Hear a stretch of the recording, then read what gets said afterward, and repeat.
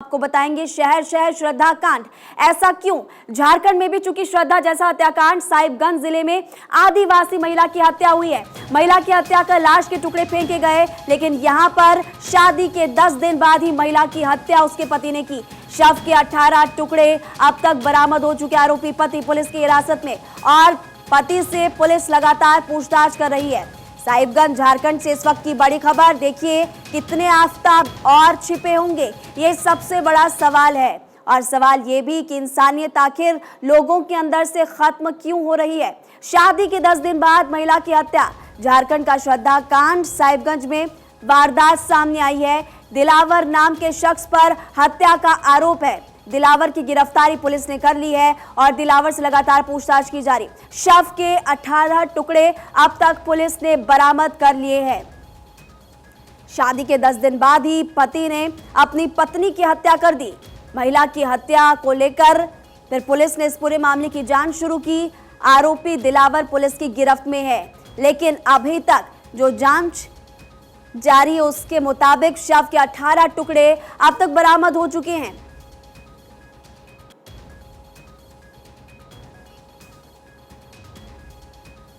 तो देखिए इस वक्त की बड़ी खबर, पहले शादी की, फिर खौफनाक कत्ल किया और बीवी के कत्ल की सनसनीखेज वारदात, पूरे इलाके में सनसनी फैल चुकी है। आसपास के लोगों से भी पूछताछ लगातार की जा रही। अब तक जो जांच निकलकर सामने आई है उसमें अपडेट ये है कि 18 टुकड़े पुलिस ने बरामद कर लिए हैं और लगातार इस आरोपी दिलावर से पूछताछ पुलिस कर रही है। एसआईटी टीम भी पूरे मामले की जांच कर रही है, इस वक्त मौके पर पहुंच चुकी है। बड़ा अपडेट निकलकर सामने आया है। तो देखिए शहर शहर श्रद्धा कांड, इसलिए हम कह रहे हैं क्योंकि एक के बाद एक इस तरह के मामले लगातार सामने आते जा रहे हैं। अभी फिलहाल दरिंदा दिलावर पुलिस की गिरफ्त में है। एसआईटी स्पेशल इन्वेस्टिगेशन टीम इस पूरे मामले की जांच कर रही है और टीम फिलहाल ग्राउंड पर पहुंच चुकी है, स्पॉट पर पहुंच चुकी है और लगातार जांच इस पूरे मामले की जारी है। साहिबगंज से ये इस वक्त की बड़ी खबर हम आपको बता रहे हैं। हत्याकांड पर सवालों में सरकार, झारखंड सरकार पर भी लगातार हमला विपक्ष कर रहा है।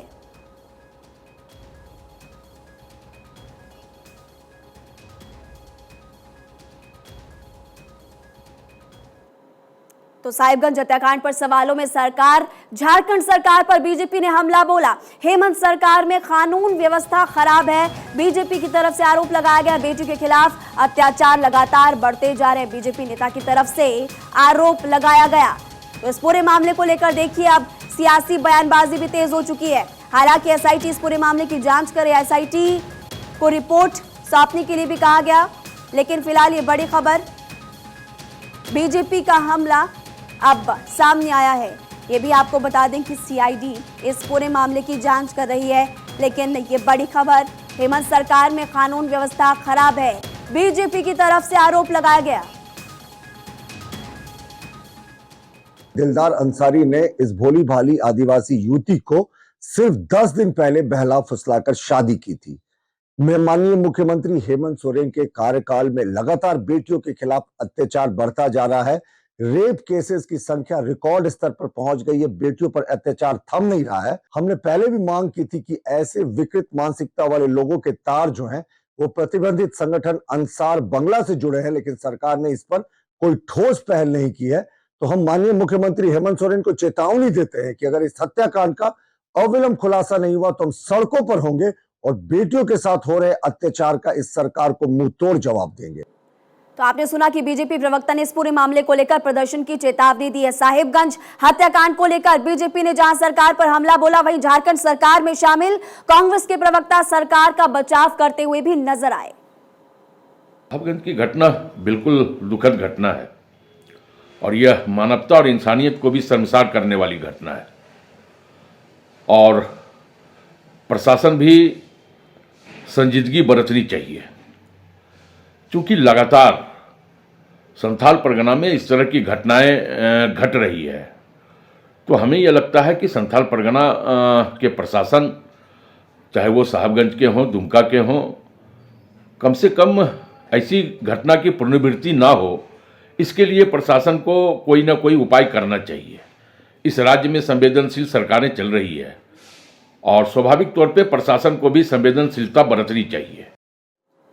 तो ये आपने देखा बीजेपी और कांग्रेस प्रवक्ता का इस पूरे मामले को लेकर क्या कहना है। शहर शहर श्रद्धा कांड, हम ऐसा क्यों कह रहे हैं, इससे जुड़ी हुई 3 तस्वीरें अब हम आपको दिखाएंगे। पहली तस्वीर देखिए, श्रद्धा कांड 18 मई 2022, ये देखिए पहली तस्वीर। उधर दूसरी तस्वीर जयपुर से, जयपुर में ताई का मर्डर हुआ और साहिबगंज में अब पत्नी का कत्ल किया। इसमें भी 18 टुकड़े बरामद अब तक हो चुके, जैसा कि हमने आपको जानकारी दी।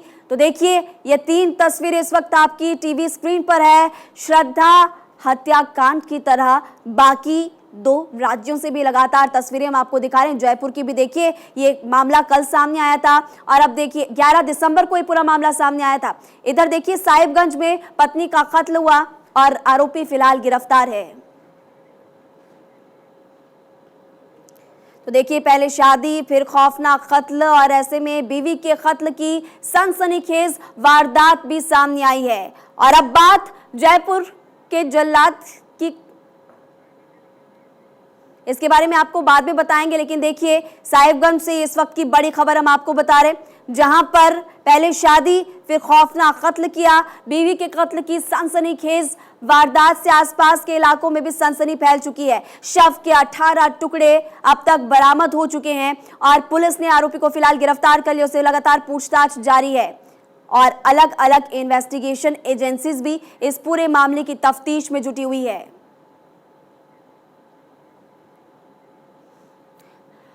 और अब बात जयपुर के जल्लाद की। हालांकि जयपुर में जघन्य वारदात को अंजाम देने वाले आरोपी का नाम आफताब तो नहीं, लेकिन हत्या की वारदात को उसने जिस तरह से अंजाम दिया वो हूबहू आफताब से मेल खाती है। आफताब ने भी श्रद्धा के शव के टुकड़े किए थे। जयपुर में भी शव के टुकड़े हुए, श्रद्धा के शव को भी बैग में रखकर फेंका गया था और जयपुर में भी वही कहानी रिपीट की गई। बस अंतर इतना कि जयपुर में हुए इस बलि की भेंट कोई श्रद्धा नहीं बल्कि एक 62 साल की बुजुर्ग चढ़ी।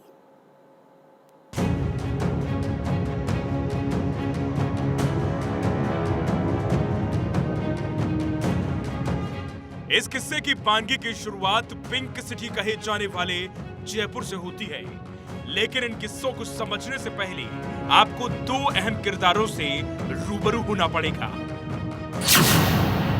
पहला, अनुज शर्मा, उम्र 26 साल।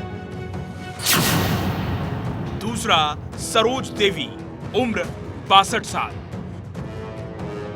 जयपुर की ये विभत्स कर देने वाली कहानी के ये 2 अहम सूत्रधार हैं। इस किस्से को जिसने भी सुना वो दंग रह गया। गिरने का एक पैमाना होता है, पत्थर को भी उछालो तो वो जमीन पर ही गिर पड़ता है, भूतल में नहीं समाता। लेकिन अनुज शर्मा नाम के शख्स ने गिरने की ऐसी वेदना लिखी जिसका जिक्र मानवता को बर्बाद करने वाली किताब में किया जाएगा। तारीख 11 दिसंबर 2022, वक्त सुबह के करीब 11 बजे। उस रोज भी गुलाबी शहर कहे जाने वाले इस खूबसूरत शहर की फिजा गुलाबी थी, हवाएं सर्द थी, तब तक जब तक एक दरिंदा अपने शातिराने मंसूबे को अंजाम देने के फिराक में न था। 62 साल की सरोज देवी किचन में खाना बना रही थी कि अचानक उन पर हथौड़े से वार होता है, जिसके बाद वो धड़ाम से नीचे गिर जाती हैं। दरिंदा इतने पर ही नहीं रुकता, उनके सिर पर वार करता है। उसके बाद डेड बॉडी को घसीटकर बाथरूम के अंदर लेकर जाता है। करीब 12 बजे आरोपी दरिंदा डेड बॉडी को काटने के लिए चाकू का इस्तेमाल करता है, लेकिन चाकू से शरीर पूरी तरह से नहीं कट पाता, जिसके बाद वो बाजार जाता है। करीब 2 बजे बाजार से आरोपी अनुज लोहे को काटने वाली ग्राइंडर मशीन लेकर आता है और फिर दिल्ली के दरिंदे आफताब की तरह शव के टुकड़े टुकड़े करने लगता है। आरोपी अनुज शव के 10 टुकड़े करता है और उसके बाद खुद वो नहाता है।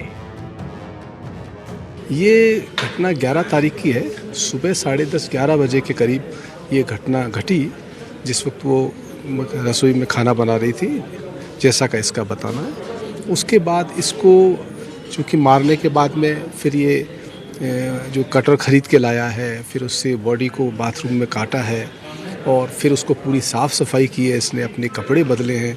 तो लगभग ये 3-3:30 बजे इसका ये सारा काम इसने ख़त्म किया। उसके बाद 4-4:15 बजे ये व्यक्ति गाड़ी में अपने जो बॉडी के जो टुकड़े थे उनको लेकर के और फिर ये दिल्ली रोड पर रवाना हुआ। सर, एक बात जानना चाहेंगे आपसे कि कटर से पहले चाकू का इस्तेमाल इसने किया? ये बता रहा है कि इसने पहले चाकू की मदद से उसको काटने की कोशिश की बॉडी को, लेकिन इसमें ये सफलता इसको नहीं मिली, इसलिए फिर ये जा कर के और कटर लेके आया और उससे फिर इसने इस घटना को अंजाम दिया। अनुज शव के टुकड़े करने के बाद उसे बैग में रखता है। वैगनआर गाड़ी को उठाता है, बैग में रखे शव के टुकड़े को भरता है और दिल्ली रोड पर निकल पड़ता है। दिल्ली रोड पर पहुंचने पर शव के टुकड़ों को फेंकता है। शव को अनुज 3 अलग अलग जगहों पर फेंक देता है और फिर वापस लौट जाता है।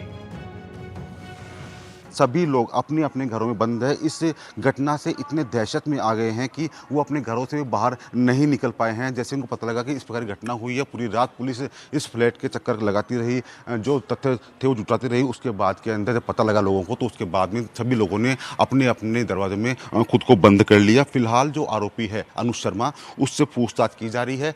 कल रात को सर्च ऑपरेशन चलाया गया दिल्ली रोड के जंगलों में। वहाँ पर महिला के तमाम जो शव के टुकड़े हैं वो बरामद कर लिए गए। एफएसएल की टीम मौजूद थी और यहीं पे दिखाना चाहूँगा आपको, यहीं पे जो वैगनआर, जो जिस वैगनआर कार के अंदर वो शव के टुकड़े ले गया था, यहीं से ले गया था। ये वो ब्लड के निशान हैं, दिखाना चाहेंगे आपको। ये वो निशान थे जो जिस प्रकार से यहाँ खून गिरा था बैग में से निकल के, और उसके बाद के अंदर यहाँ से वो लेकर चला गया था शव को। उसके बाद में शव को वहाँ डाल के आकर वो बड़ा निश्चिंत हो कि हाँ, मैंने अपना काम कर दिया है।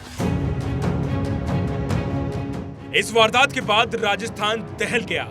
जयपुर में सन्नाटा पसर गया कि आखिर कोई कैसे इतना बेरहम हो सकता है कि वो अपनी सगी ताई की इस कदर हत्या कर सकता है। लोगों का अपनों से भरोसा टूट गया। आखिर हम किस समाज में जी रहे हैं जहां अपने बेगाने हो रहे हैं, जहां अपनों पर भरोसा करना मुश्किल हो रहा है, जहां पर हर दूसरा इंसान हत्यारा नजर आ रहा है। Bureau report, Bharat 24। और इतिहास के पन्नों पर स्वर्ण अक्षरों में दर्ज काकोरी ट्रेन एक्शन के बलिदानियों की याद में देश का सबसे बड़ा ड्रोन शो गोरखपुर में होने जा रहा है। 750 ड्रोन की रंग बिरंगी आभा में आजादी की गाथा जीवंत होगी। कल होने वाले आयोजन को लेकर भारत 24 ने लिया है तैयारियों का जायजा। आप भी देखिए। इतिहास के पन्नों पे 100 अक्षरों में दर्ज काकोरी कांड के बलिदानियों के याद में सबसे बड़ा शो का आयोजन गोरखपुर में किया जा रहा है। हम आपको बता दें कि इसमें तैयारियां जोरों पे है और इस कार्यक्रम में मुख्यमंत्री योगी आदित्यनाथ खुद सम्मिलित होने के लिए आज गोरखपुर आएंगे और साथ ही उनके सम्मिलित होने के लिए केंद्रीय संस्कृति राज्य मंत्री मीनाक्षी लेखी भी आएंगी। और यह ड्रोन कार्यक्रम 750 ड्रोन की रंग बिरंगी आभा में जंगे आज़ादी की गाथा जीवंत होंगी। आज़ादी के अमृत वर्ष के कार्यक्रम की कड़ी में यह आयोजन 19 दिसंबर को शाम 5 बजे रामगढ़ ताल स्थित महंत दिग्विजय स्मृति पार्क में होगा। इसमें मुख्यमंत्री योगी आदित्यनाथ के साथ संस्कृति एवं विदेश राज्य मंत्री मीनाक्षी लेखी और प्रदेश सरकार के पर्यटन एवं संस्कृति मंत्री जयवीर सिंह मौजूद रहेंगे। काकोरी ट्रेन एक्शन के नायकों की याद में प्रदेश सरकार 15 से 19 सितंबर तक काकोरी बलिदान दिवस समारोह मना रही है। 19 दिसंबर को ही अमर सेनानी पंडित राम प्रसाद मिश्र का बलिदान दिवस है। 1927 में इसी तिथि को उन्होंने गोरखपुर जेल में हंसते हंसते फांसी के फंदे को चूमा था। 750 ड्रोन से होने वाले शो में उनकी शौर्य गाथा स्मृत कर उन्हें श्रद्धांजलि दी जाएगी। गोरखपुर में होने वाला ड्रोन शो देश का अब तक सबसे बड़ा शो होगा। इससे पहले 20 सितंबर 2021 को लखनऊ के रेजिडेंस में 500 ड्रोन शो के अमर बलिदानियों को शौर्य गाथा था प्रदर्शन किया गया था।